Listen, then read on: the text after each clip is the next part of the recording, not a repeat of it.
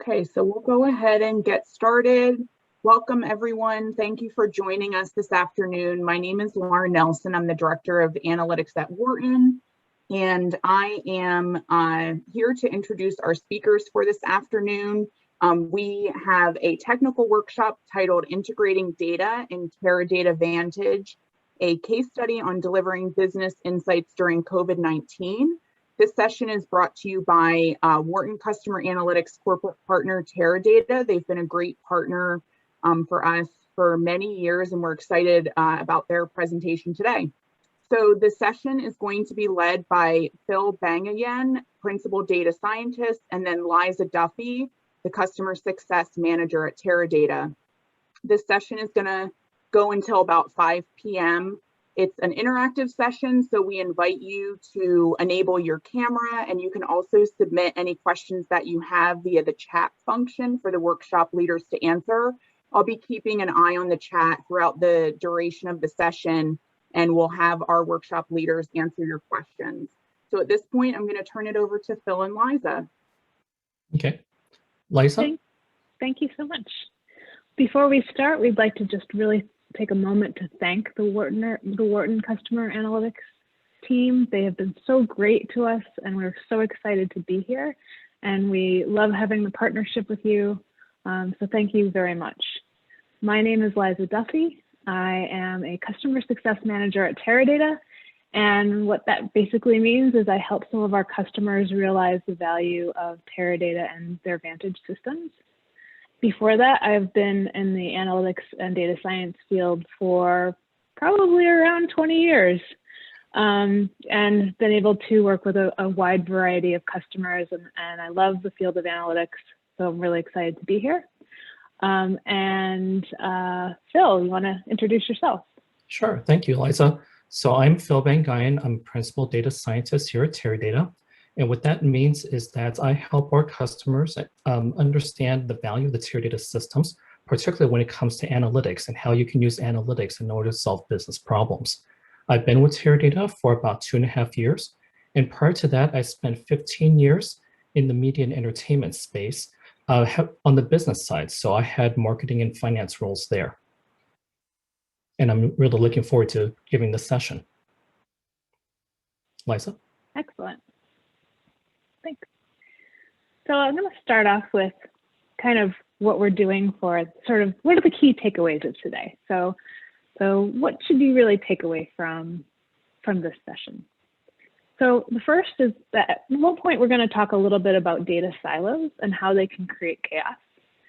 And that success is really in having good data integration, orchestration, and governance.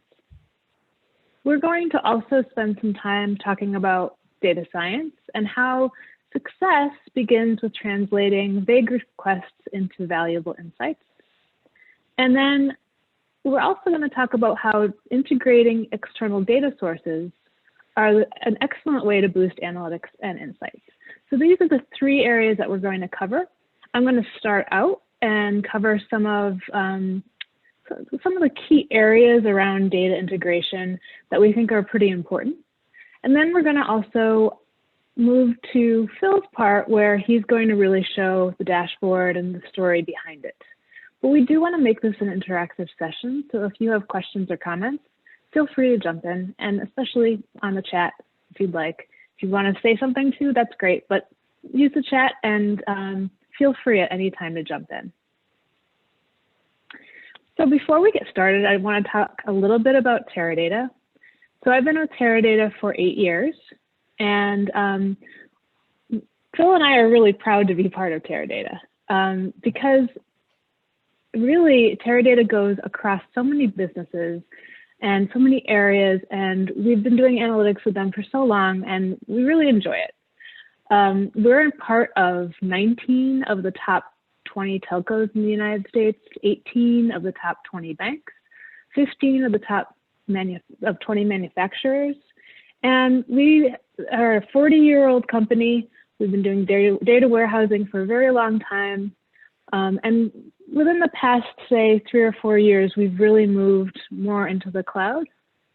And for Phil and I, the key of Teradata is the analytics, that we can do on Teradata, that we know that when we write something very complicated, it's going to run and complete on Teradata in a reasonable time. So we're proud of that, and we're proud of the company that we belong to. This is a sample of some of our customers. So we work with some really large companies in the US and abroad. And if you are using your phone today, or you did a banking transaction, or maybe you spent some money at some big box store, there's a good chance that a row of data was written somewhere in the United States based on your transaction with a company into a Teradata database. And that row of data is probably being analyzed and probably collected into a dashboard. And then business decisions are made based on that data. So whenever I walk around being part of Teradata and I see one of our customers, I get excited about how we're helping them, and I know a little bit about them. It's a good place to be. So I want to take a moment to talk about a customer quote that we have. And this really sort of plays into what we really do with our customers. So Dustin Spangler, who is the VP of Data and Analytics at Larry Miller Sports and Entertainment, he worked with us to really understand the end consumer. So Larry Miller Sports and Entertainment, they actually own the Utah Jazz, and they study their customers to ensure their customers are having a good experience at the games, and also, of course, to make more money. So where can they attract their customers to have the great time at the game, but also spend a little bit more? And one thing they did was they were able to look at a very particular part of their stadium, the upper bowl, and they were able to break down all the customers sitting there into sort of two groups. One was the very loyal group, people who buy those season tickets every year, and they go to every game. And then there's another group that they could determine were people who bought those season tickets year after year, but they mostly sold them to other parties. And that could be through a ticket agency or on the web through eBay or Craigslist or whatever the party is. They were always reselling their tickets. So they were able to actually understand who was attending the games and then make a decision about next year when they put the ticket prices out for the season passes. They were able to identify the long-term folks that had been loyal to them and keep the prices stable, whereas to bump up the prices for folks that they knew were going to resell. And that's a business decision that they were able to do based on the analytic functions and the data in Teradata. And really, Phil, did you have a comment? Keep on going. Okay, so we're going to today, look at some work that came out of some work that Phil did with a media and entertainment company, and he's going to be able to show a dashboard based on questions that they had, just like Dustin Spangler had, where he was trying to understand what are those groups of people, who are those ticket holders up there? Phil's going to be able to show really how he answered some questions directly for a particular entertainment company. And before you go off this page, I just want to add in here that I often tell my team, the CMO or the CFO, they don't care what algorithm you're using. All they care about is that you're adding value. And here we have, what I love about this quote is that this is a VP of Data and Analytics. Dustin Spangler, to be in the position that he's in, that he knows the analytics, that he knows the algorithms. But what he's pointing out here isn't necessarily what techniques they use. He's talking about the business value of it. So he's very focused on that business outcome, namely what do they want to learn about that end consumer and how are they going to apply that to grow their business. So I really like the fact that we have this quote from a VP of Data and Analytics, and it's focusing on the end customer. Absolutely. And really, businesses are using data to accelerate on their strategy. So every year, every company we work with, they come out with a set of strategies, and they change over the years based on everything that happens in the world and their business. They evolve and they move and they come up with strategies. And the best thing you can do as an analyst or a data scientist is make sure that you are matching with that strategy. So it's fun to do all kinds of things in data science. It's fun to try out new algorithms. It's fun to get up in front of a group and say, you know, I did this really difficult project and here's the result of it. But if you're not tying back to the strategy of the company, if you're not tying back to business value, it gets kind of lost. So we just wanted to kind of highlight that today, and to make sure that when you're presenting back to your companies, back to your groups, that you keep that in mind. Always tie it into what can we do with this? How can we make more money? How can we make people's lives better? Whatever that strategy is, think about how your analytics are tying back to that. If I could interrupt here as well, I just want to say that one of the reasons why we're sharing this dashboard is because it was built for that executive buy-in, and it does focus in on a strategy and a very strategic question that executives have. Absolutely. And executives and folks who we work with, they think about their analytics, of course, and they also have a whole bunch of other questions. How to best manage and orchestrate their data. Who should be able to see data? Who should be able to touch, extract, move it, interact with it, analyze it? Who should be able to do that? And how about external data sources? Where does that fit into the picture as well? So these are some of the things I just want to touch on before we go to Phil's dashboard. I like to refer to it for some reason as Phil's dashboard. Maybe it's more friendly than the COVID dashboard. So I want to start out with managing and orchestrating data. So when we think of data orchestration, it's really a process end to end. There's the idea of you need to prepare data, you need to make decisions on that data and take actions. And that process can be simple or very, very complicated, depending on things like the size of the company. So if you have data that spans multiple departments and it's difficult to get, and then the decision makers are also in various departments, you can imagine that managing and orchestrating the whole flow of data can get rather complicated very quickly. Variables associated with this are things like data size and expansion. So as you know and have read, the size of data has been exploding for years and years, in all different ways and from all different sources. So companies are often flooded with new data coming in, and they store it. And as you may or may not know, sometimes they're very good at analyzing data and getting value out of it. Sometimes they're not. So we do try to work with a variety of customers to help them see their value. Cost is a big consideration. So you can have the most complicated data science project out there, but there's a requirement for some technical support and people costs as well to be able to implement that, to put that model into full production. There are costs associated with it. So our customers are thinking about things like, where do we store our data? So do we store it in a data lake?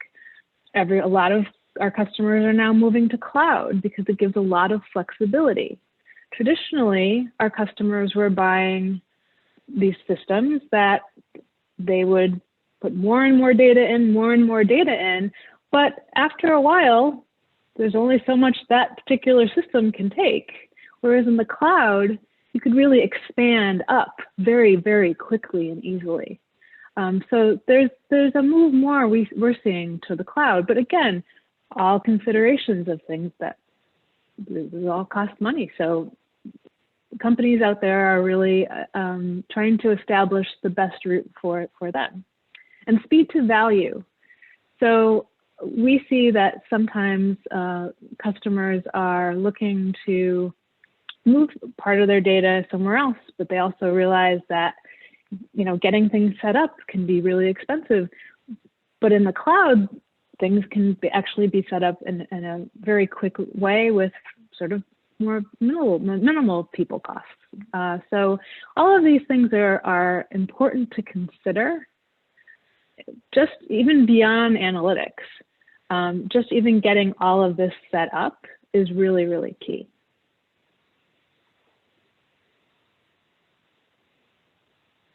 So another thing we should consider is who should see the data across the organization. And this is when we get to data governance. Data governance, like data orchestration, can be very complicated. So you can imagine that if a company is very large, there are departments all over the place. And what can happen is decentralization or silos. So the finance department may have their own world, and the marketing department may have their own world, and customer service has their own world, and you can imagine that gets quite complicated if there is a need for data sharing. And really, across an enterprise, there really should be some very good data sharing. But too often, customers forget about data governance. They stay in their silos. And unfortunately, and I'll give a little story coming up, that can create some chaos. So there's really a need for every company that we work with to really think about their data governance, to map out all the data sources that they have across the entire company and think about who should access it, what's that whole idea of what's the truth. So the sort of the single source of truth, thinking about, that the finance group will say, okay, we know our finance and we know our metrics. We'll let marketing look at some of that, but they have to understand how to use our data. So all of that is negotiation, and it takes a lot of work to get different stakeholders from different departments on board. But really, having a complete company view is incredibly important. So we as a company are always encouraging data governance to happen so that there can be a really good mix of data across, and that folks are really able to answer their questions in a way through data integration.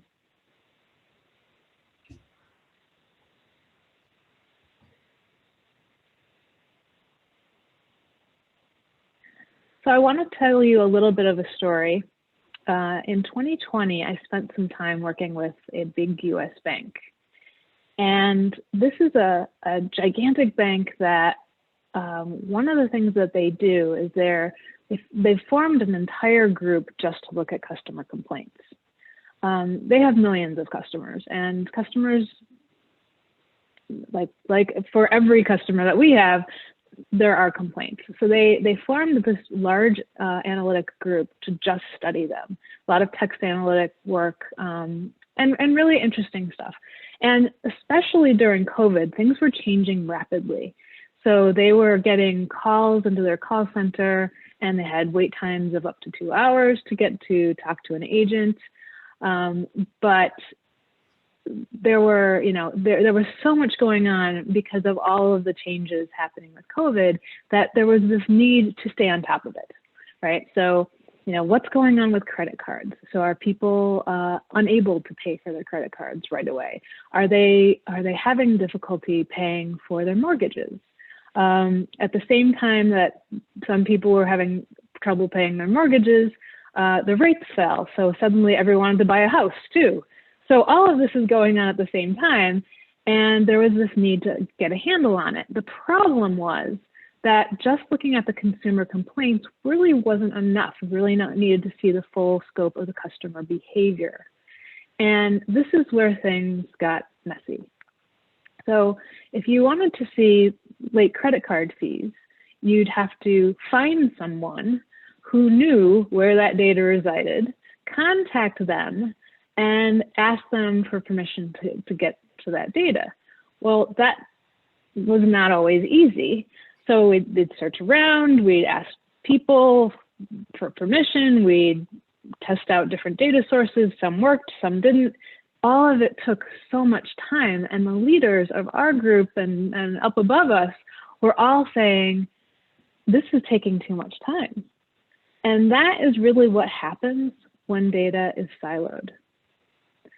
So when you are working with a company, when you're working with a group, make sure to think about how easy is it for me to access the data I need? Do I know who to go to if I can't get to the data? And really, as an organization, come together with good data governance, be able to see the entire story across the enterprise. You know, Liza, I think that's a really great story. And I can say from my own experience, I have very similar stories as well. And this has to deal with departments that hold on to data. Part of it's because if you have data and data is power, then you're holding on to that power. But another part of it as well is that it's tough it's tough when you give data to, or give access to data to other people, and they don't know how to interpret it. And so, Right. In companies where I've been at, when they find out that data was being used inappropriately, the natural reaction is say, okay, from now on, we're just going to keep the data to ourselves. And like you said, go ahead and make that request and ask for permission. And I think what's key for analysts is after you get that data and after you ask for permission and get that data, it's so important to do your analysis and go back to the provider of that data and say, this is how I analyze the data.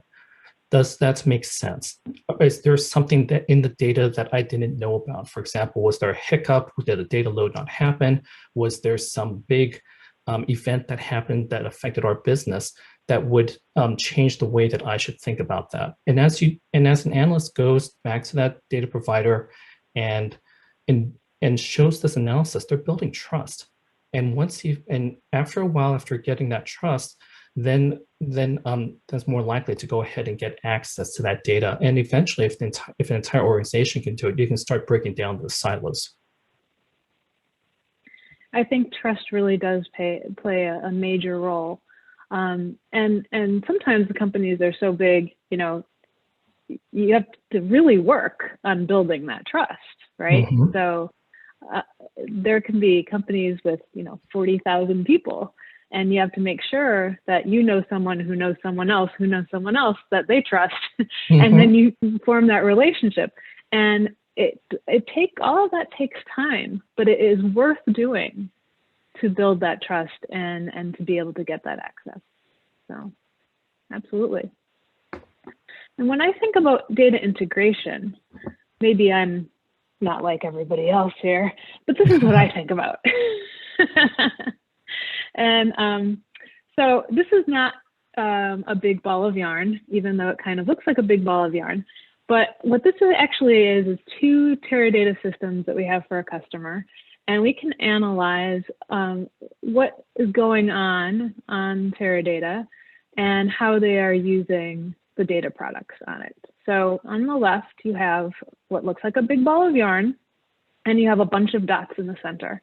And all of those are tables and views and things like that, reports. And then all of the connections between all of those dots are things like queries and joins. So what you can see here, what the story this really tells, is that this company on this particular Teradata system, they're reusing their tables and all the time. So it's a really good picture of data integration. Everything is being reused by the entire group all the time. there are a few areas on the top where you see some isolation there. But really, this group for this particular database, their data and their workloads are highly, highly integrated. On the right, we have one where things are kind of split into a couple of different areas. So I would think that in this particular group, using this particular platform, they're a little bit divided, and they use their tables and their queries in sort of two different ways. And there's one table, I believe it's a calendar table, that they're all joining to. And then there are all these little islands where folks are kind of doing their own work. And yes, you know, there are times where islands have to happen.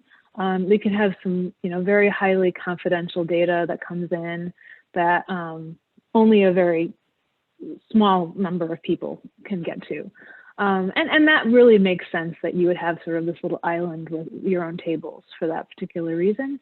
But really, what you don't want to see a lot of those islands, because that is showing that you are decentralized, that you do have these data islands, you're not sharing and you're not reusing.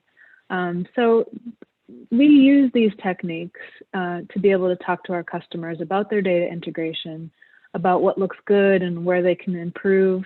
And sometimes we'll actually take a look at what those islands are and understand really kind of what's going on behind it.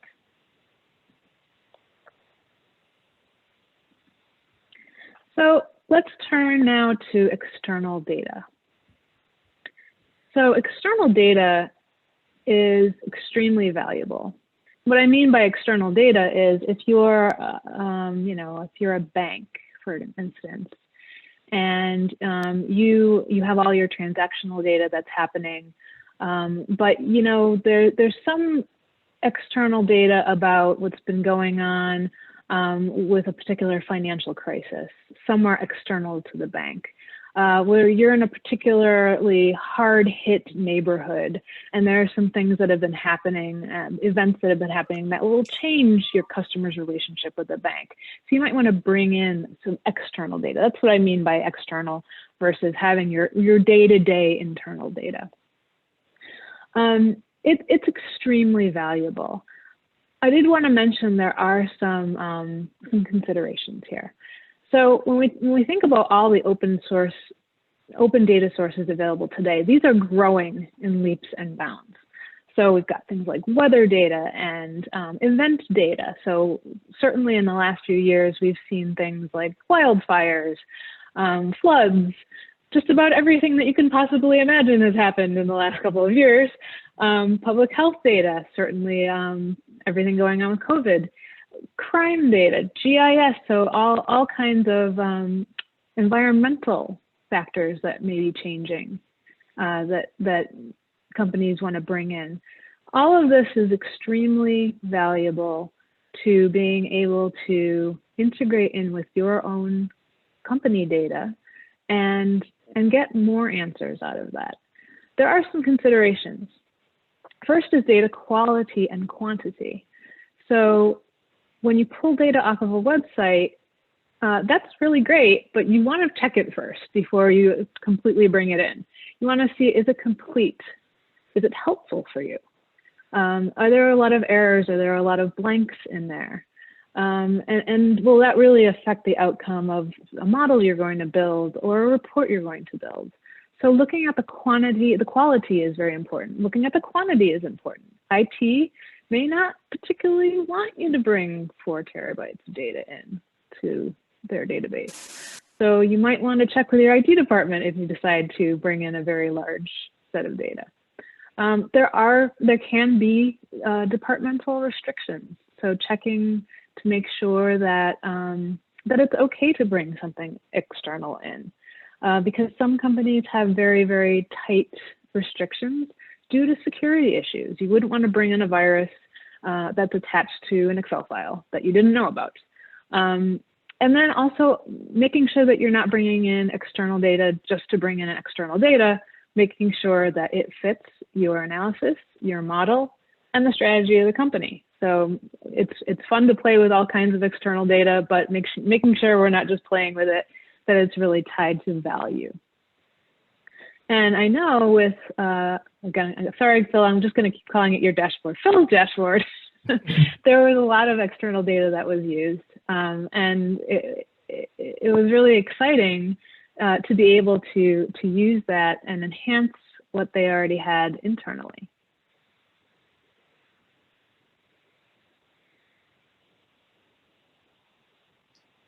So we've gone through some considerations around data. We've talked about things like data integration to avoid silos. We've talked about governance. So let's turn now to COVID. So COVID was a it's obviously still going on, but a very interesting last year with everything that happened and how that really impacted our lives as analysts.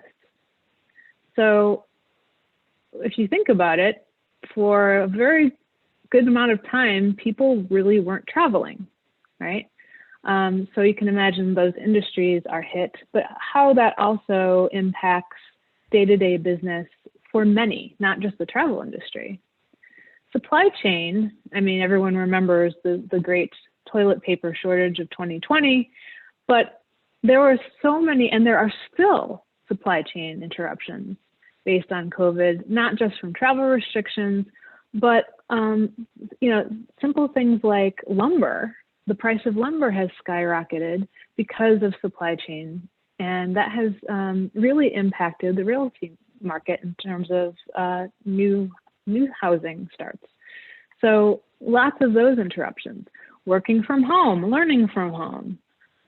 Everyone didn't really know what Zoom was over a year ago. Some of us did, some of us didn't, but it really, had a big impact.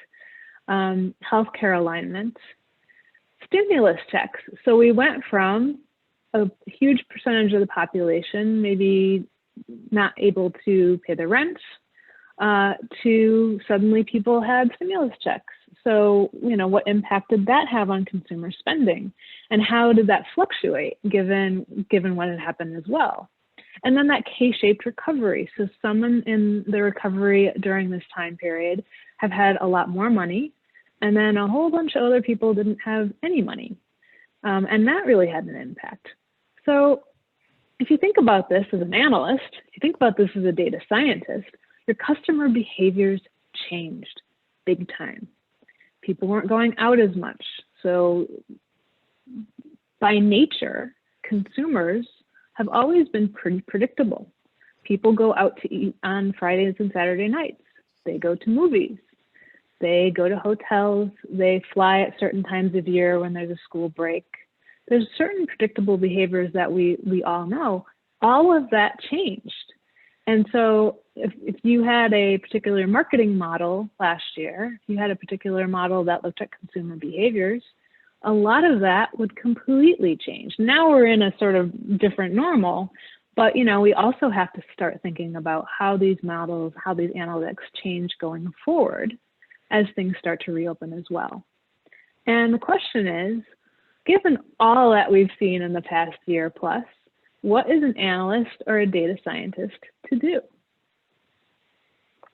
Liza, I'm really glad you asked that question, because what we're going to do here is we're going to transition to a case study on how we helped a media and entertainment company with the response to COVID. So let me go ahead and take over screen at this point.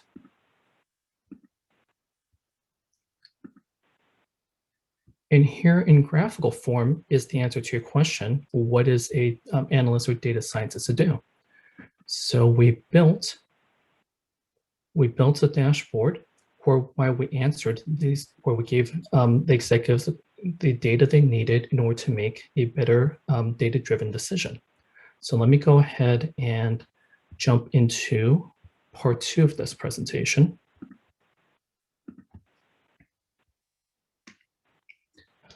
And I want to give some background on this case study.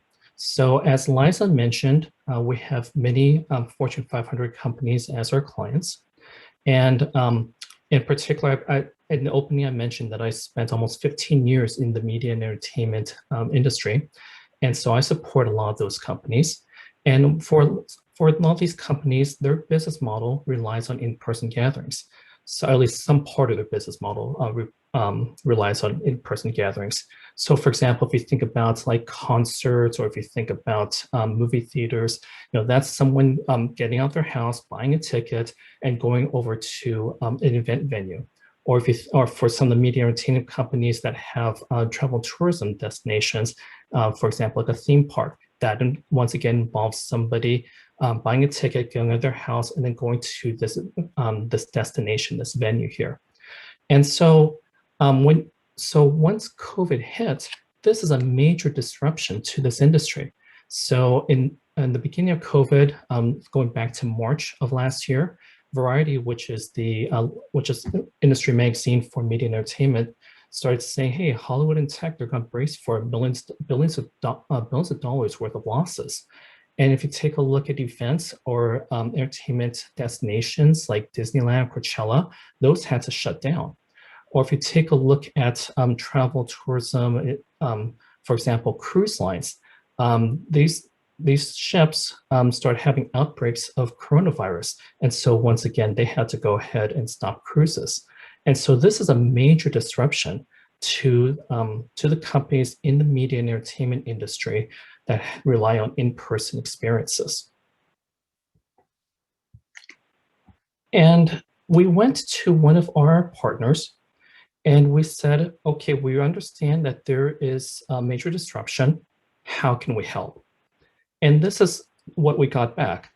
They said, okay, well, we're a major studio. We had planned a calendar of when we're going to release movies into the theaters. And we planned this far in advance.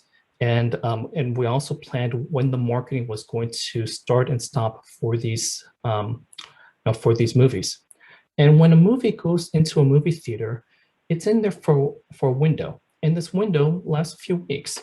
And we don't want to put a movie into the theater if either the theaters are closed due to government regulations, or the customers are not feeling comfortable yet going into a movie theater. So, and just to point out that this might be a calendar. This is not any one particular studio. So we've got representation from a bunch of different studios, and also these are studios that have been movies that came out in the past. So this is not representative of 2020, but you get the idea that we're looking at a calendar that was set in advance. And this is part of the planning, a very careful analysis and planning that a major studio goes through. And I also want to point out here that Liza mentioned that businesses use data to accelerate on strategy. And that's exactly what this company came to us asking. How can we go ahead and use data in order to adapt the strategy that we had already? So big question, how do we adjust our release schedule? And something I want to point out here is that this is a very ambiguous and broad question. My life would be so much easier if they came to us and said, build me a dashboard that combines X, Y, and Z data. But that's not how things work. And quite frankly, we bring in value. We as analysts and data scientists, we bring in value by being able to take this broad, ambiguous question and ask ourselves, okay, what data is needed in order to go ahead and answer that question? Or if not answered, at least make a better data-driven decision? And how are we going to present it so that someone, an executive, can go ahead and look at that data and make a better decision? So once again, no one comes to us and says, build me a dashboard that does this. They come to us and say, and come up with this big, hairy question, how do we adjust, such as how do we adjust our release schedule? Hey, Phil. Yes. I think what happens is, years ago when I was building reports, we would always say, okay, so what are your requirements? And the requirements would be very extensive, what data sources, how is it going to look, and how are they going to interact? And we would do UAT and we would do all this stuff. But the reality is today, there are a lot of executives who just have these questions, and they don't have the time or the knowledge, in fact, to really sit down and write down every single table, every single data field, every single visualization, every single graph. They just put it out there, and someone's got to answer that. So I think it's really changed, you know, from years where you just did those report designs and requirements definitions. And I think I'll add on to that, Liza. The fact that we have groups such as an analytics group being taught in business school here at Wharton shows how important it is to be able to take that type of broad question and be able to translate it using analytics to be able to get to the point that you're pointing out, which is how do you come up with that design to help answer that question? So good point. Thank you so much for bringing it up. So as we looked at this question, we did our due diligence and we went out and said, okay, well, what data is out there, or how are other people taking a look at the disruption coming from COVID? And so we looked at other dashboards that are available. So I have, for instance, here, this is the Johns Hopkins dashboard, very well cited, very comprehensive, really great dashboard, but it doesn't necessarily answer the question that this studio was coming to us asking. And most of the data that we found, so I'm not to pick on Johns Hopkins, because most of the data we found really focused on health information, namely cases and deaths throughout the world. And they weren't necessarily focused on the business question.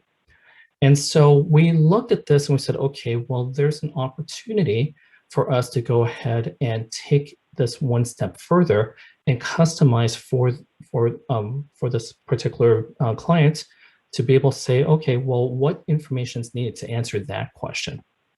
And when we looked at things, we realized that we need to combine different data sources. And Liza mentioned it earlier today, and Eric Bradlow mentioned it yesterday as well, when we're talking about bringing together disparate data sources. And that's where you really get value. So we realized that it's not just the health data that I just showed, but it's also behavioral data. So if you want to know if someone's ready to go to the movies, there might be some signals out there. Maybe they're searching for movies, or maybe they're hitting up movie websites, or maybe maybe you're seeing an increase of people leaving the house and getting ready to do other things that might be leading indicators for whether or not they're ready to come back to the theater. So there's some behavioral information. And then it's not just health and behavior, but you really need to combine this with first-party data.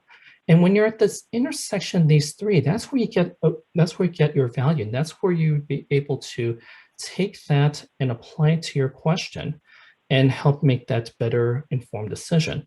And also point out that it's not just taking old data, but it's also being able to make predictions on data. So it's not just reporting, but it's also how do we do how do we add in the data science and talk about what we think will happen in the future. And that's something that we're able to show here with our Teradata Resiliency dashboard. So let me talk about the first of these three. When it comes to health data, a lot of sites had information on cases and deaths, and more recently we're finding sites on vaccinations. And we looked at a number of different sites. We ended up picking the New York Times COVID-19 database, which they put out on GitHub. So they have information down to a county level about cases and deaths for most counties in the nation. And we're able to take that data and ingest it on in. And we also took a look at the IHME. So this is from the University of Washington. This is the COVID model that most of the nation's using. And we're able to take their projections and bring them into our data warehouse here. So this is the first part, that health information, which is so very specific to this question dealing with COVID. Second set of data has to do with behavioral. So once again, we want to understand when are people going to be ready to do X, and in our example, X is go to the movie theaters.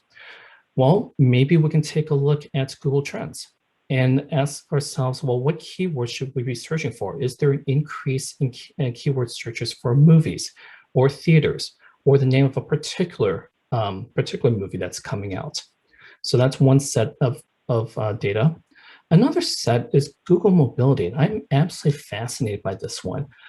Google publishes data about people who own Android phones, and they publish data on where these people, where these Android consumers are going. So we were able to get data that says, well, are people leaving the house?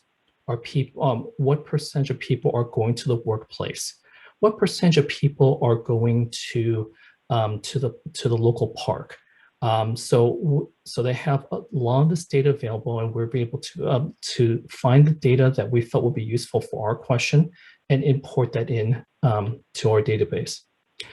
And finally, well, I shouldn't say found because we have a lot of sources, but another example I want to give is the US government. So the Bureau of Economic Analysis, they publish information, econometric data with regards to how consumers are spending.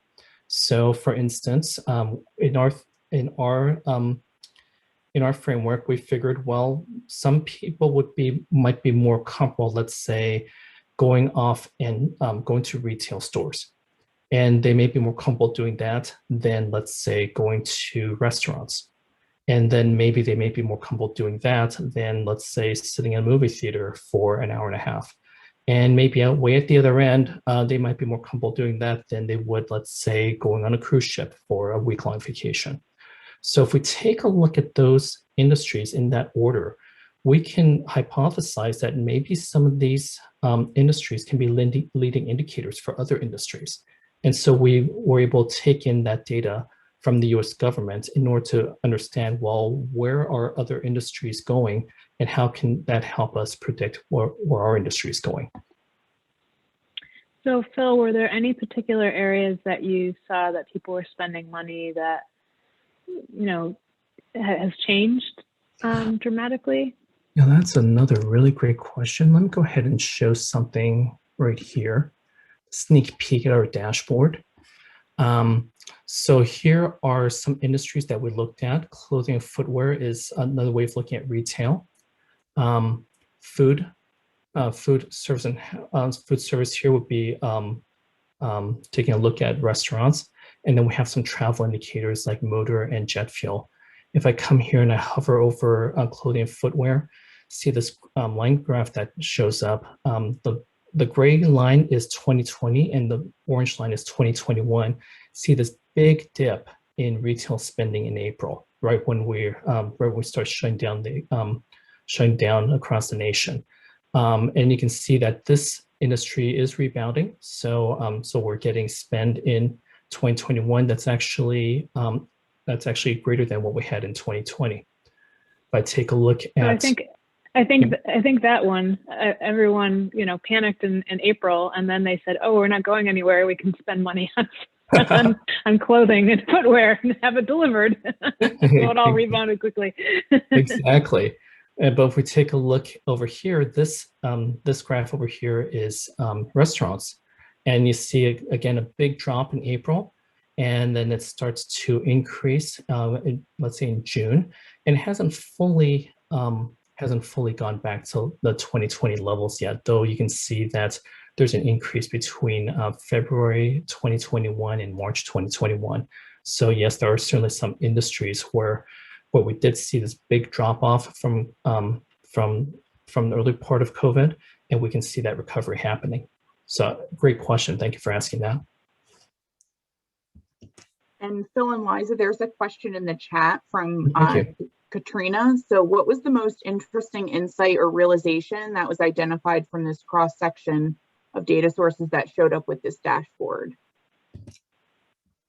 What I think part of it was being able to understand what data sources were out there. Like I would never have guessed that there's this mobility information that's available, and being able to see where being able to see how different destinations are recovering.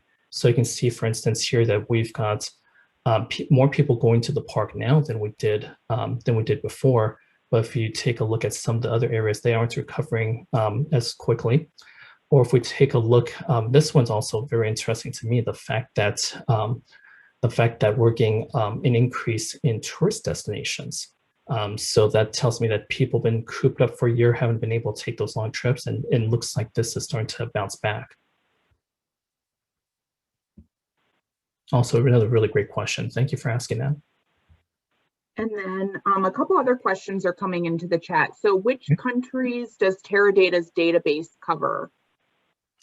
Really good question. So I should point out that that this is really a framework. So so we definitely have this.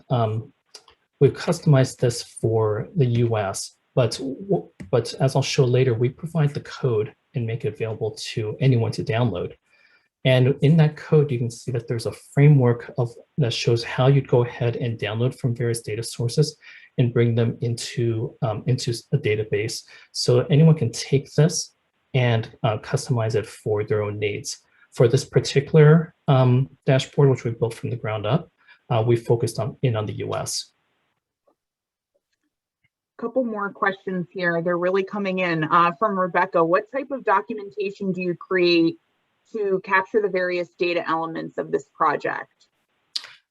Yeah, so we list all of our data sources here on our dashboard.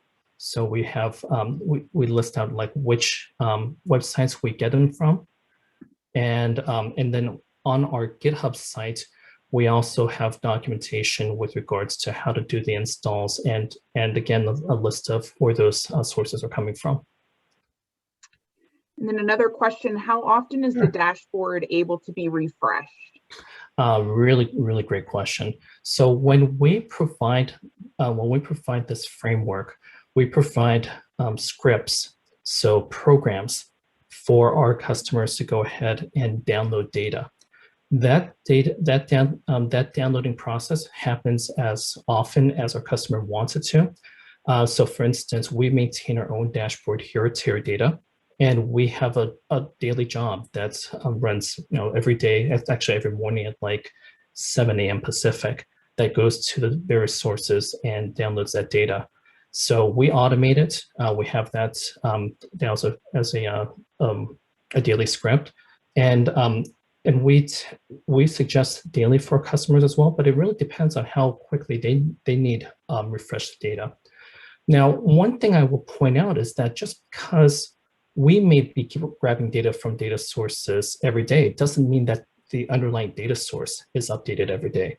So for example, if I take a look at some of these data sources from some of this data from the Bureau of Economic Analysis, this is updated on a monthly basis. So the government will update their files every month, and it doesn't matter if I'm downloading data today and then I'm getting it tomorrow and the next day, I'm still going to get the same data until 30 days from now when the government updates that data source. And two more questions. Food service and housing recovery. Can you explain the breakout and correlation? Can I explain the breakdown in correlation? I'm not sure if I'm fully understanding that, but I'll give it a shot. So when it comes, so first of all, food service and housing is a category put out by the BEA, so the Bureau of Economic Analysis. And when I take a look at this, I remember that at least in my area, which is Los Angeles, California, we shut down all of our restaurants in March and April. So that's this big drop I see here. And then there was a big push towards being able to buy takeout and support our businesses. And I can see that coming up in that June, July timeframe. And at that time as well, we saw some restaurants opening up for outside dining services.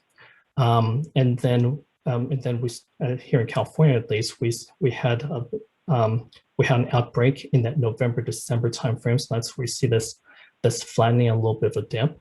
And we're opening up over here in that February, March timeframe. So that's what I'm seeing over here with regards to this increase. And a couple others. So what is the size of the underlying data set? We recommend about 15 to 20 gigabytes, but it really depends on, so you don't have to have that much, or you can add more. For us, we're downloading from 12 different external data sets, or I should say 12 different external websites. For your company's needs, you may find that you need to bring in more or less of those data sources. And you may also find out that maybe you don't need to bring all the data that's in there. So for example, Google mobility data, that's a lot of data. And I believe they provide data going back to February 2020. And you may decide, hey, I really don't need to go back more than, let's say, 12 months, or maybe I really don't need to go back more than like maybe 2 months. And so you can download the whole file and then put your filter on there and then decide how much of that data you want to write into your database. Great. And then the last question in the chat is, what is the advantage of using Teradata's Vantage platform for this dashboard? Really great question. So first of all, as Liza was pointing out, data governance, being able to put everything in one place and make sure that you have the proper access for it. Second is because when you put data into Teradata and when you operate on Teradata, it is a highly parallelized, highly powerful system. So once you bring that data in, once we bring that data in, we go ahead and we do a lot of joining and matching between different tables. And that's all done on a much more powerful system than, for example, most other systems that we have. And also our system has the ability to go ahead and do predictions. So it's not just that we have database functions, but we also have modeling functions. So for example, we're using ARIMA and VARMAX in order to do time series modeling on this data.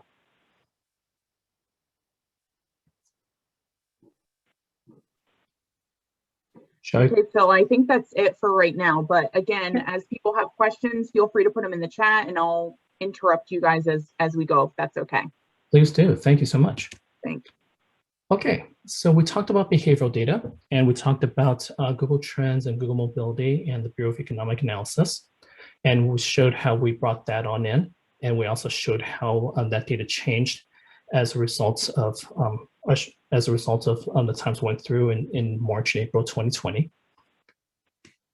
And then first party data. So if I just take a look at health and behavioral data, it's very abstract at that point. What really makes it come to life is when I take that data and then I can go ahead and combine it with data that is relevant for me. And I'm not showing data that our customer or partner worked with, but I'm showing that you can, for example, if we're doing a movie studio, one possible data source could be a list of movie theaters throughout the nation.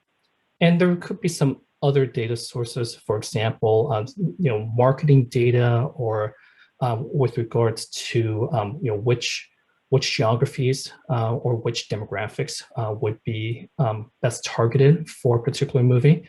So we're not showing that part here, but I'm just giving an example that, in order to make this come to life, I should probably overlay in some information with regards to which movie theaters are out there, in particular ones that are probably showing my movie.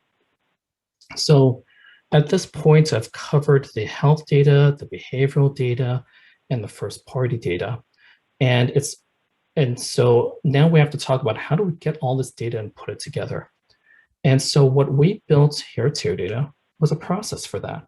So we looked at all these different data sources, some of which are, as I mentioned, 12 of them are on the web, and then we have some, maybe let's say Excel files. So maybe like a list of movie theaters might be a hard-coded file, for instance. So we have all these different data sources, and then we built processes whereby we look at these data sources and ingest them into our database. And then we also built a set of processes that said, okay, now that we have this data, how do we go ahead and combine and mix and match data as needed in order to get to the answers that we want, and then on top of that, build these views. so that we can take a look at this data in something like, for instance, Tableau, and look at the semantic views that are on top of the data that we have pulled in and processed. So we've put all this together. And as a result of this, what we end up with is this dashboard. So I know I talked a little bit about this part over here. I just want to spend a little bit of time here to go through this a little bit more. And I'll emphasize here, this is just a screenshot for now. We'll definitely get to a hands-on component later on where we can download and play with the dashboard ourselves. But what I want to point out here is that on the top row, we have some indicators at a national level. So for example, the health of the nation in terms of cases and deaths, and behavioral information with regards to mobility. So this says that versus last week, we have 1 percentage point fewer people going out to retail locations, and 1 percentage point more people going back to the workplace. And we also take a look at our economic information here. So for example, unemployment rate and consumer sentiment. And then we also took a look at changes with regards to spend. And then we can take this information that's at a national level, and we can break it down to a state level and can get more targeted. So I could be able to come here and choose a particular state, and then I would be able to see how the different counties in that state are doing health-wise, and how people in that state are moving around, and what behaviors people are doing in terms of Google searches there. And then I can also take a look at the economic factors. So if I want to be able to take a look not only at these here, but I want to take a look at it in comparison to last month or last year, I can take, I can have that information out here for me as well. So we built this dashboard out, and this is the executive summary. So this is at a national or state level. We can also take a look at a county level. So I can take a look at the health status for any county that I want. So here's data for the various counties in the US. And I can, for example, look at Los Angeles County. I get some information on it, such as how many people are in there and how the mobility trends are doing here versus how it was pre-COVID. So I can go down to that county level, and then I can also apply this to first-party data. So I'm not going to show movie theaters here, but for our company Teradata, we've put in data with regards to where our employees and offices are located throughout the US. And so we're headquartered in Rancho Bernardo, which is a suburb of San Diego. So here, this big blue circle here is Rancho Bernardo in San Diego County. And that's where a lot of our employees are. And then we have offices, for example, Los Angeles County and in Santa Clara in Northern California. And then you can see here that we have employees throughout the US. And for example, for Teradata, we use this to be able to ask ourselves, okay, well, when should we start opening up the offices? And we can take a look at the demographic and behavioral information and make a better decision for that. So here I'm taking a look at San Diego County. We have 1,000 employees there, most of them go to the office. And here's some information with regards to the cases and deaths and the mobility for San Diego County. So again, being able to take that information, put multiple data sources together and get a more holistic viewpoint with regards to answering a particular question. In this case for Teradata, when should we be opening up our offices? And it's not just being able to show that data, but it's being able to predict it. So we give the code for the models that we build so that we can go ahead and so that anyone who wants can come in and parameterize models the way that they want in order to make future predictions. And here I'm showing this is total cases and daily cases for a particular county. This is Santa Clara in California. The blue part here is the actual, so that's the historical. And the orange is our prediction. Again, this is based on ARIMA modeling. So it's one of the time series functions that we have built into Teradata. I should say it's in our machine learning engine, Teradata. And here's another example where we're taking a look at, this is jet fuel spend. And you can see this big drop that happens in March and April 2020. And we're seeing a recovery here. And then this is our prediction of how that will fare out for the rest of the year and going to August of 2021. Now, I've shown the data sources, I've shown the visualization of it, and I made reference to this, that this is a project that we made freely available. So you can go to our GitHub, which would be github.com/teradata/RTN. And someone who's a programmer or someone administrator can come and download the data, the programs, the scripts, the data for this dashboard. And we made this available for free, and the templates are out there on GitHub. And we view this as a framework for others so they make their own solutions. So for instance, you may decide that, hey, jet fuel is not a useful economic indicator at all. And I completely understand that. Unless if you're in travel tourism, it probably isn't all that important. But you can see how that code is written for us and how we gathered data from the Bureau of Economic Analysis. And you can go to that website and find some economic indicators that are useful for your industry. And we've installed this for free at over 30 of our Teradata clients so far. And so here, let me give some examples of that.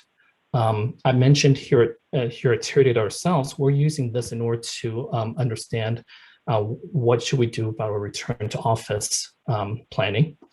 A pharmaceutical company has utilized this with regards to supply chain. We have, for telecom, we have a partner in telecom that's using this with regards to store operations. And in retail, we have a partner that's used this data in order to better target their advertising. So they're taking a good look at that county level information to understand are people willing to go back into the stores, and if not, then it probably doesn't make a whole lot of sense to do targeted advertising there.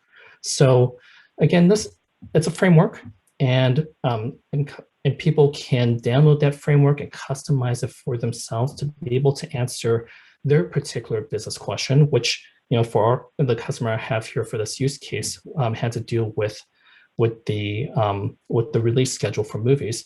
But everyone's going to have their own different use case, and so the framework's there, and the ability to bring in data that's relevant to answer your question is there as well.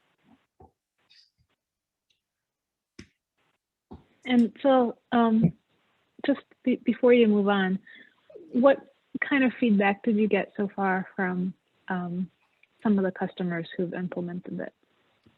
No, so I think the best feedback I've gotten so far was from another media and entertainment company, where they said, wow, we actually have been thinking about doing something like this, but we had to either lay off or furlough a good amount of our staff because no one is because the venues have shut down.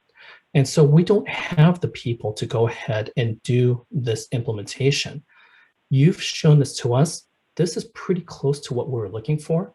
And so we think you've just saved us about 6 to 8 weeks worth of time. So that's the type of situation we're finding ourselves in. When we showed this to our clients, they immediately said, hey, this is great. This is far more than we thought, because we never asked for this, right? We came and we basically just gave this question.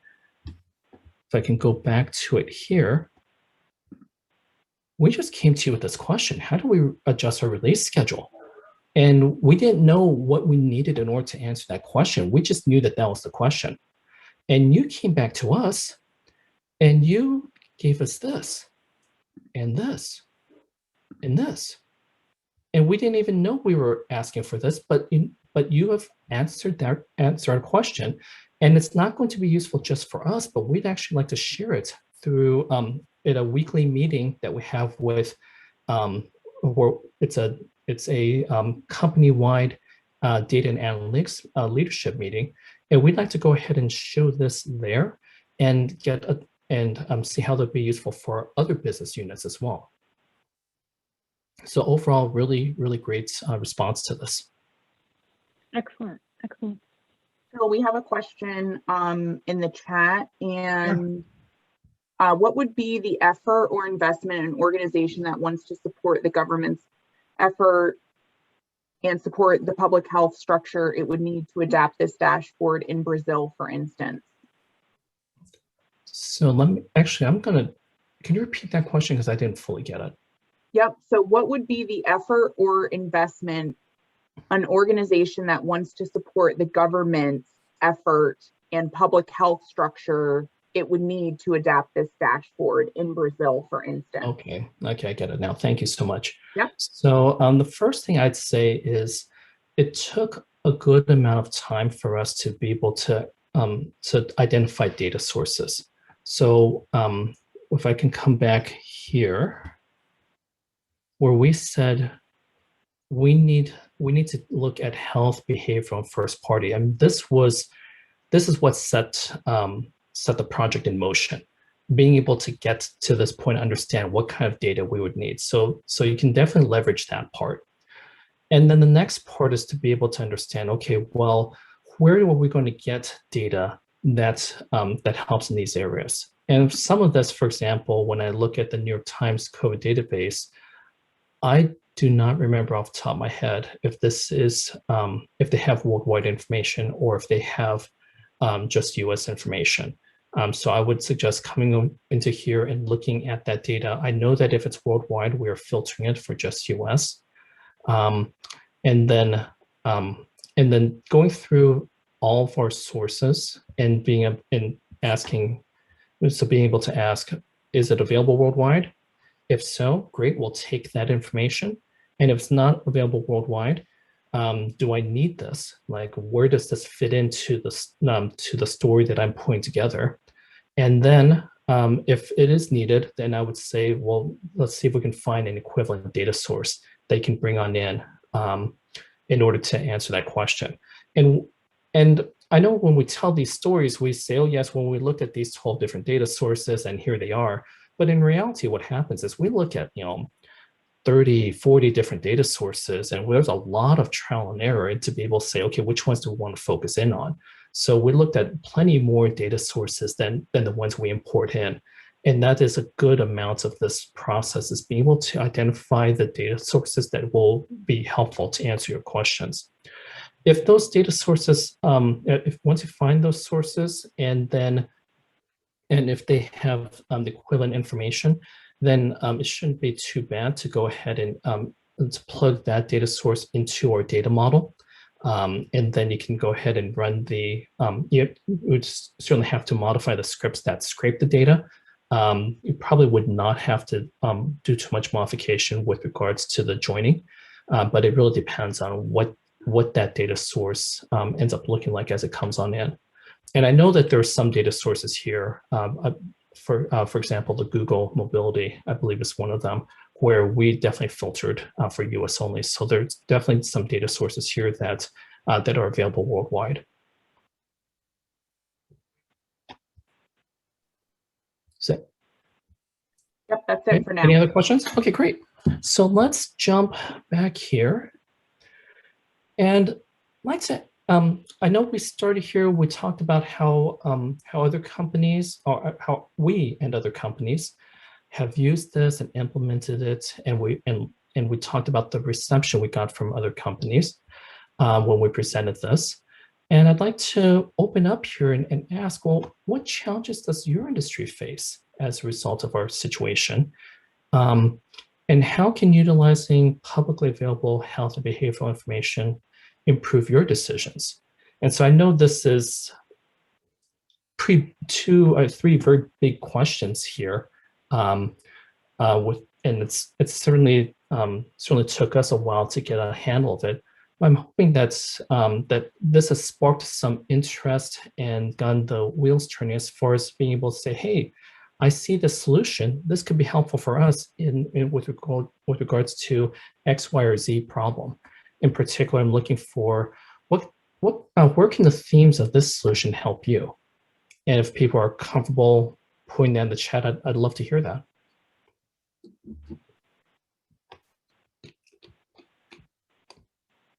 I'll also put out one myself, which is we've been working with a company that has stores throughout the nation. And they took a look at this and said, hey, this is great information.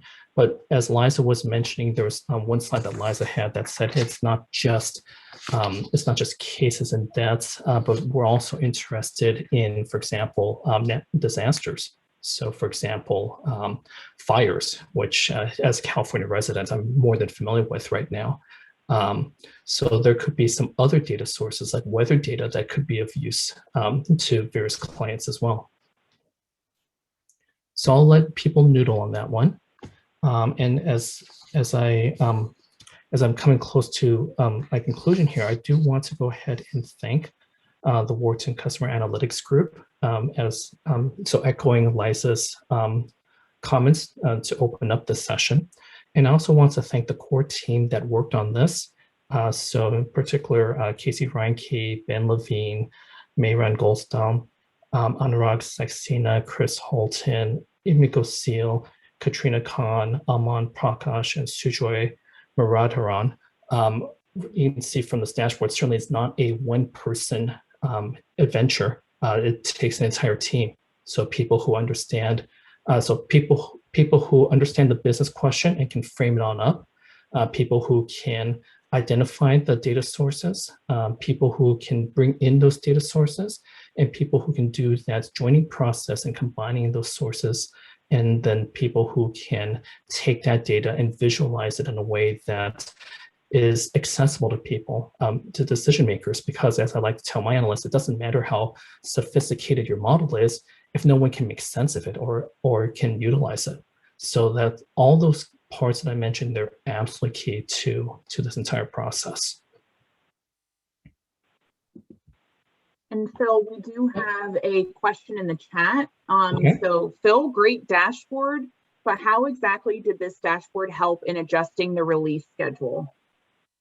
You know, actually, that's something I probably should not, that really shouldn't be answering. So what I can do is say how it was useful for, in general, for other companies and what use case they're looking for. It's probably best to stick with what we're doing with Teradata, which is using this information in order to guide our return to office schedule.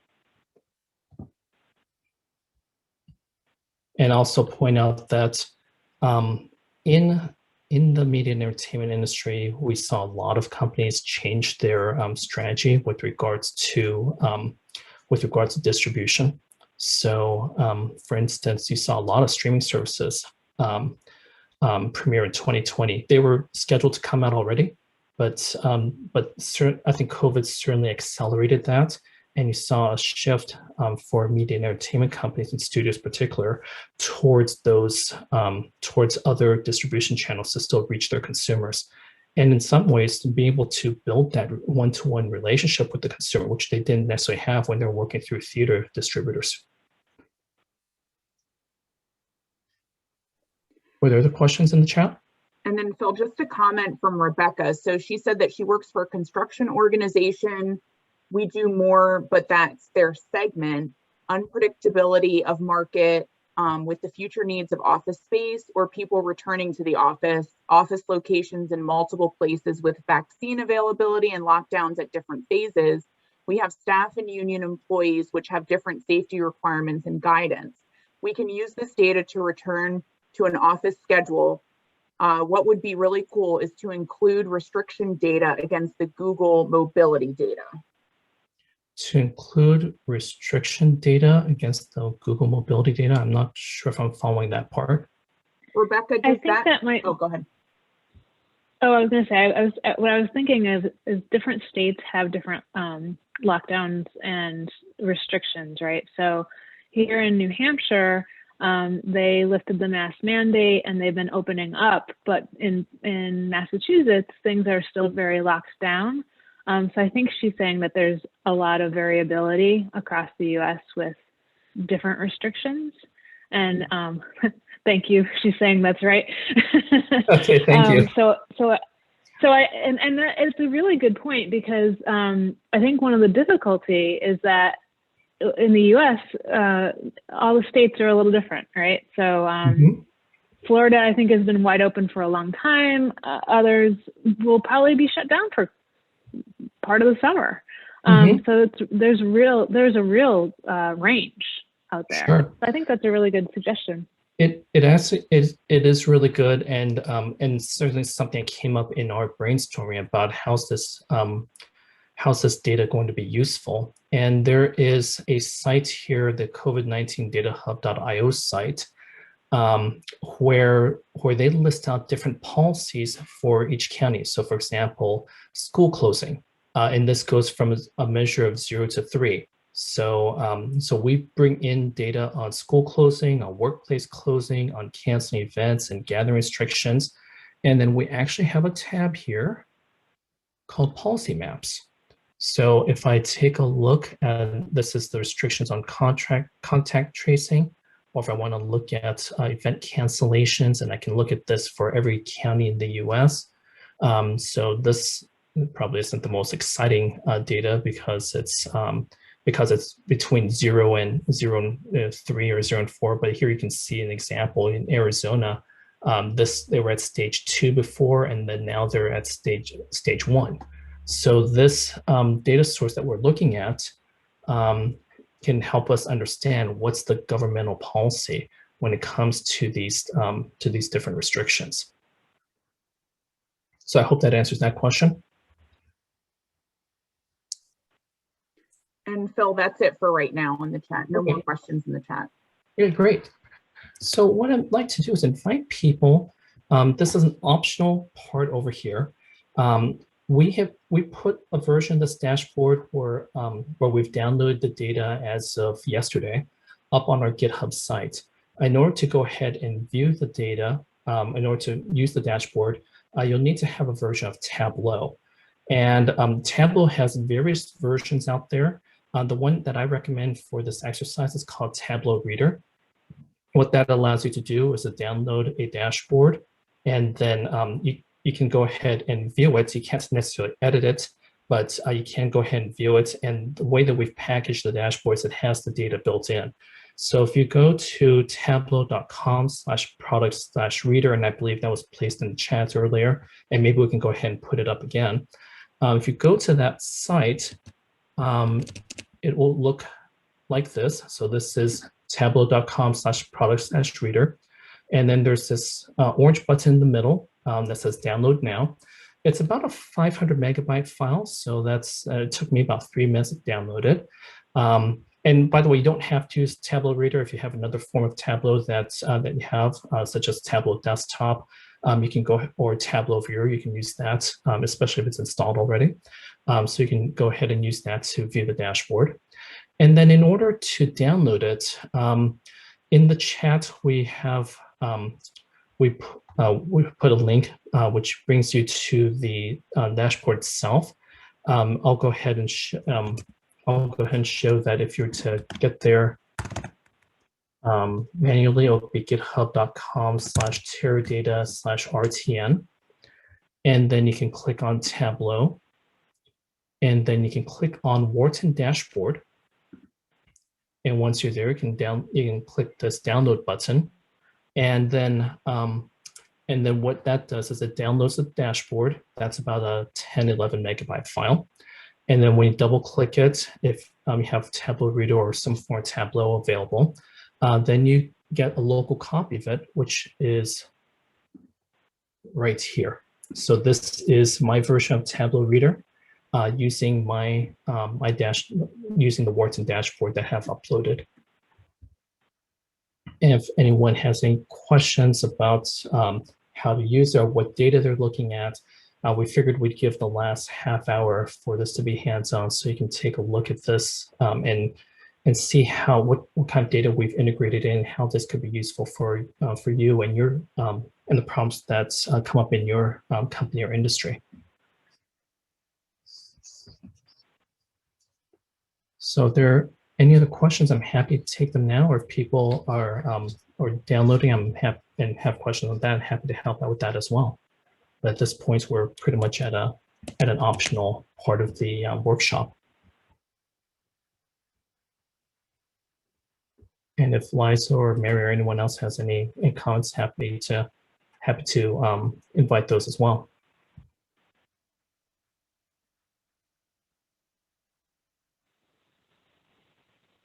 Any questions out there?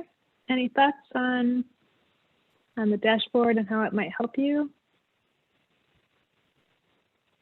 From the chat, it looks like Rebecca's having tech issues. How do you navigate to the dashboard file? Okay, so come to github.com/teradata/RTN. And then once you're there, there is a folder called Tableau. So click on that folder and then click on a file called Wharton dashboard.twbx, and that will bring you to this screen here. And then you can click on this download button. Or if that doesn't work, or if it's easier, I can just give you the link directly to this page. And I can put that into the chat. Is that here? Chat. Oops.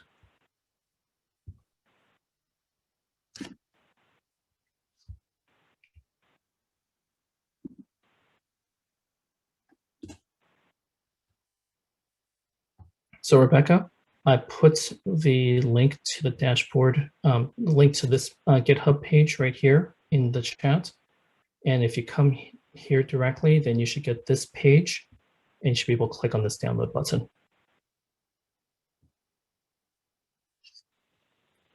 Someone's asking if we should accept custom SQL connections. If that does come up, just say yes to that.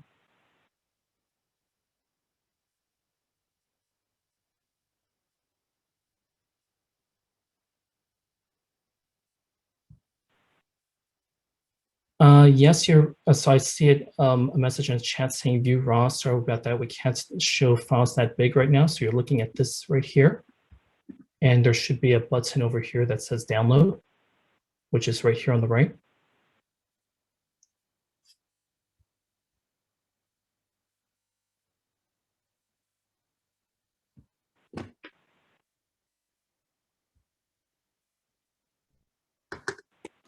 I hope this session's been helpful, people, even for those people who are not participating in the optional part.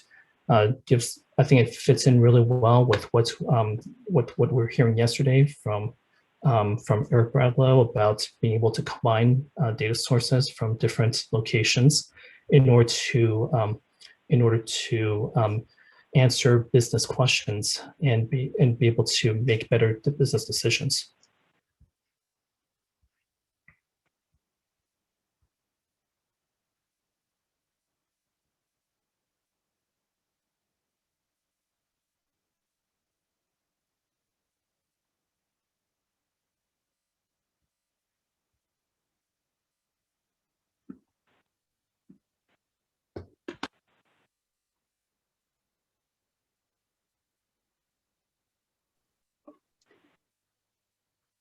So again, this part of the workshop is optional. So as you download these files, for those of you that are participating, if you have any questions, feel free. You can just unmute yourself and ask Phil or Liza any questions.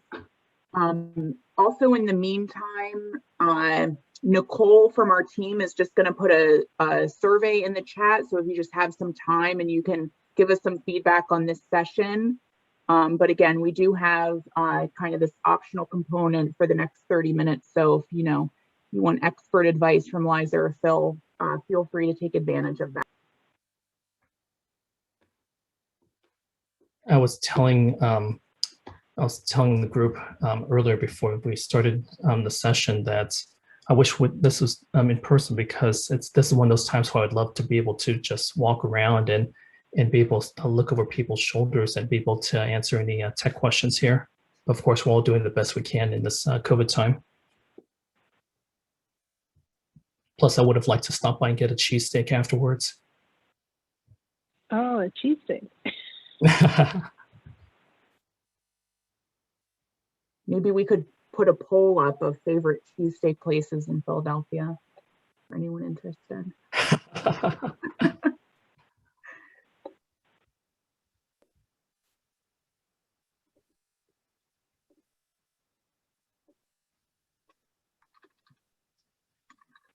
Now I'll go ahead and put my email address in here as well. If anyone has any questions afterwards, feel free to reach out to me directly.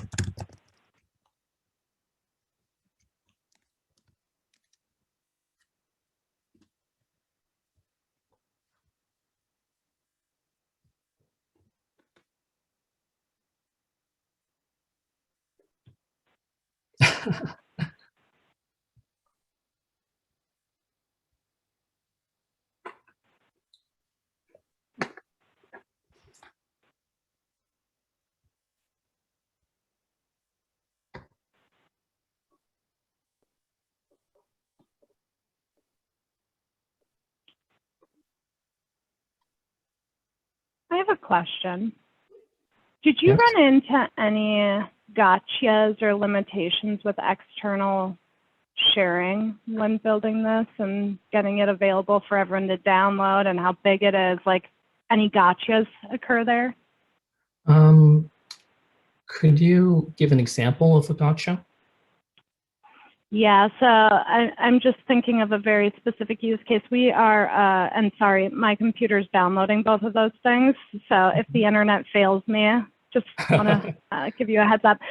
But we are a Microsoft powerhouse, so we use Power BI. Okay. That being said, we are in a very interesting place where we have our internal enterprise reports, and then we have people in the business building reports for our external customers.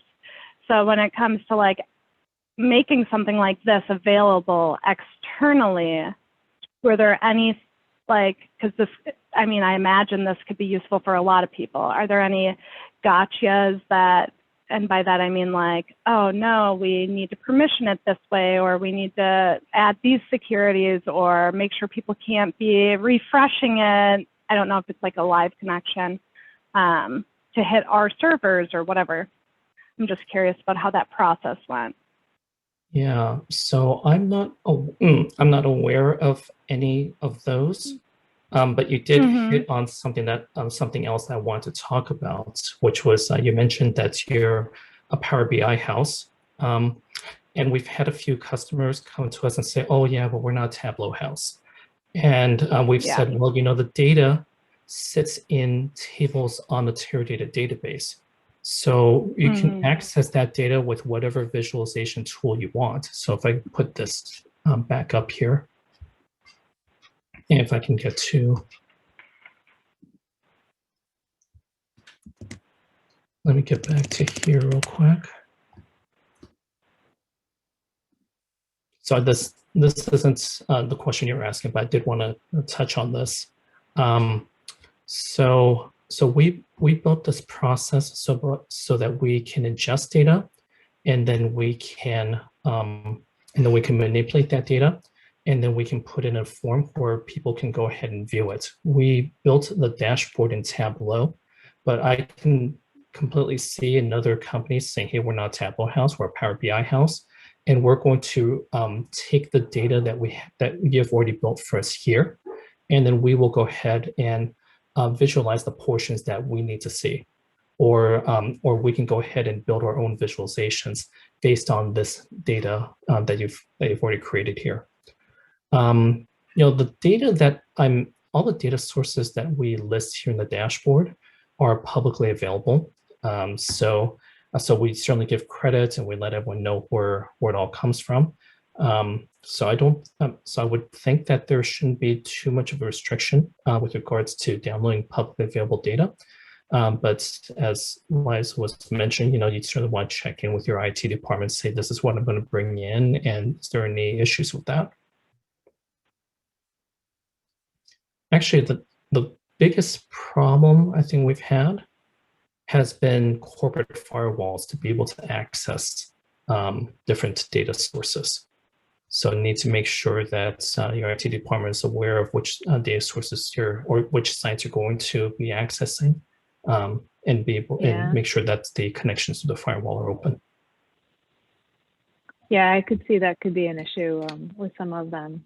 So some places are very restrictive about really making almost any connection outside. So you have to kind of work through with your IT department to understand, what you're trying to do, and that maybe they can give you access specifically for that site.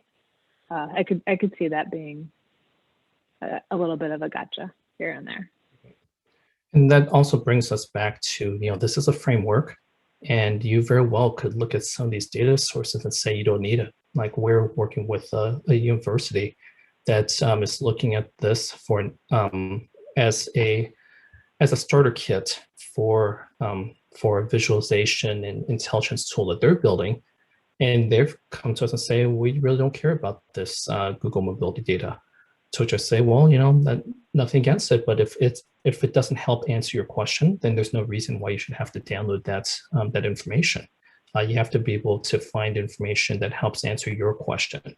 And for this particular client, we felt this was useful information for them.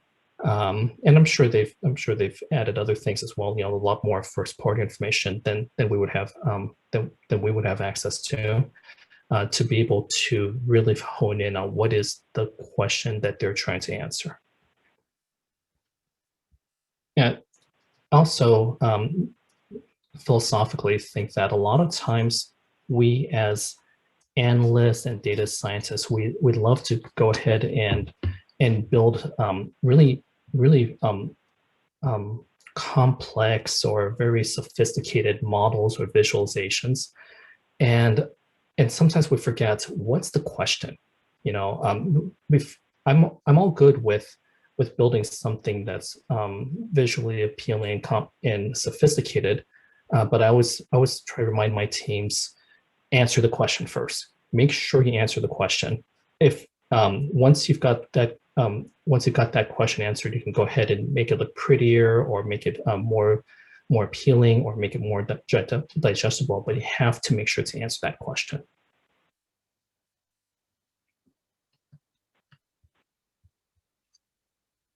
And I would think that some of these data sources might evolve even more as we go through the summer, and more is opening.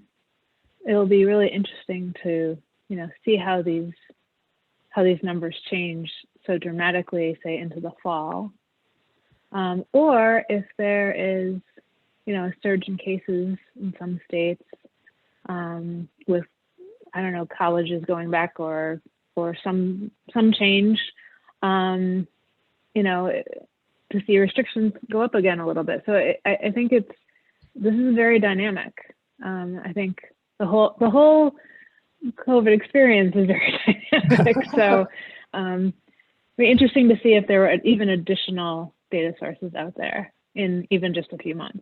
Because if you think about it, at the beginning of the pandemic, it was hard to get information, right? It was hard to get information at the state level, and Johns Hopkins came out, and that was a wonderful thing for a number of us who are data geeks and like to check things every day. Not that happened, but it took a while for everything to get set up, and I would think that things will even evolve further as we're sort of getting vaccinated and things are reopening.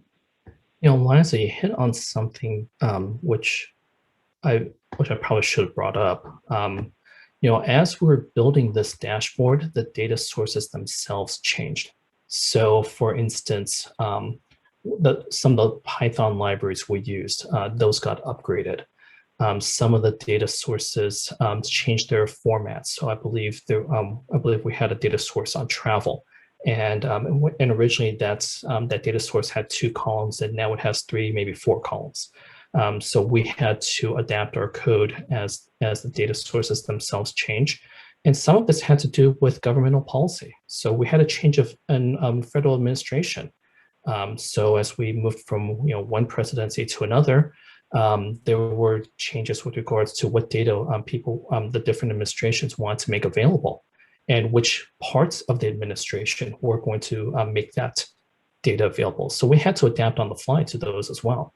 And part of our maintaining a dashboard where we load the data in every day means that we can go ahead and see these changes ourselves and make adaptations as needed.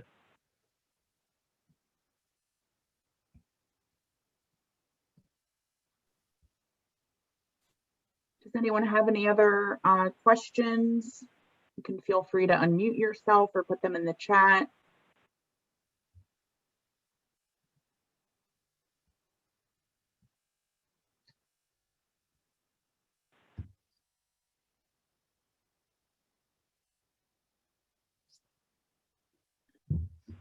Okay, so Liza and Phil, I just wanted to thank you for leading this session and sharing this dashboard. I know that Phil, you did put your contact information in the chat, so I would just encourage anyone as you download the dashboard and start to really look at this, if you have any other questions, feel free to reach out to Phil. And then just a reminder that we also did put the survey for this session in the chat, so feel free to give us that feedback. Tomorrow is our last day of the conference and the closing session, where we will hear from Sue Taylor, the Chief Information Officer from the Gates Foundation, and also our faculty roundtable. And then another reminder that all of this great content from today will be on the events portal under the on-demand content tab. So thank you again, Liza and Phil, and thanks everyone for your time, and see you tomorrow. Okay, thank you. It's been a pleasure. Thank you.